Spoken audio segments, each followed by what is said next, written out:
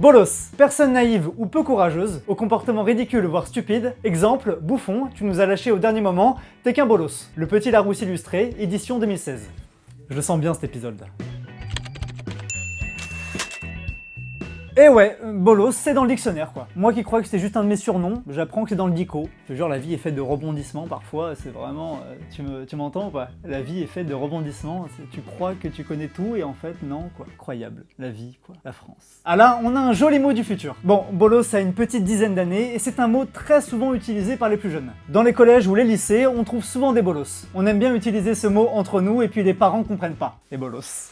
Alors maintenant, si on s'intéresse à l'origine de ce mot, ça va être un peu plus chaud. Deux linguistes, Alena Podorna-Polika et Anne-Caroline Fievé, ont tenté de remonter la source du mot bolos. Selon elles, on retrouverait les origines de ce mot dans le Val-de-Marne en 2003. 9-4. Dans certains quartiers, les dealers traitaient de bolos, les acheteurs qui se sont fait avoir, qui se sont fait pigeonner. Mais bolos pourrait être aussi un dérivé du mot los, verlan de salaud. Il pourrait aussi venir du malien ou de l'espagnol, en gros, rien n'est sûr pour ce mot. Surtout qu'on l'utilise plus à l'oral et non à l'écrit. Avec le temps, bolos est rentré dans notre vocabulaire quand il a été prononcé dans certains films ou textes de rap. Booba en 2006 disait « Hey, prends ton shit et casse-toi, bolos ». Oui, j'ai un certain petit flow. Oui, je vous le cache pas, évidemment. Voilà ce qui a fait sortir ce mot des quartiers pour toucher un public plus large. Aujourd'hui, bolos est un synonyme de bouffon et désigne quelqu'un de naïf ou d'abruti. Et peut même s'utiliser sous une forme verbale, bolosser quelqu'un ou se faire bolosser.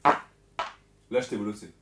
Ouais, là tu m'as bien fait chier, ouais. Mais c'est pas tout, attention, on va rentrer dans un vrai débat là. Comment écrit-on bolos? Bolos, bolos ou bolos? Les dictionnaires français ont tranché et ont choisi bolos. Comme ça là, avec un seul S. Bolos.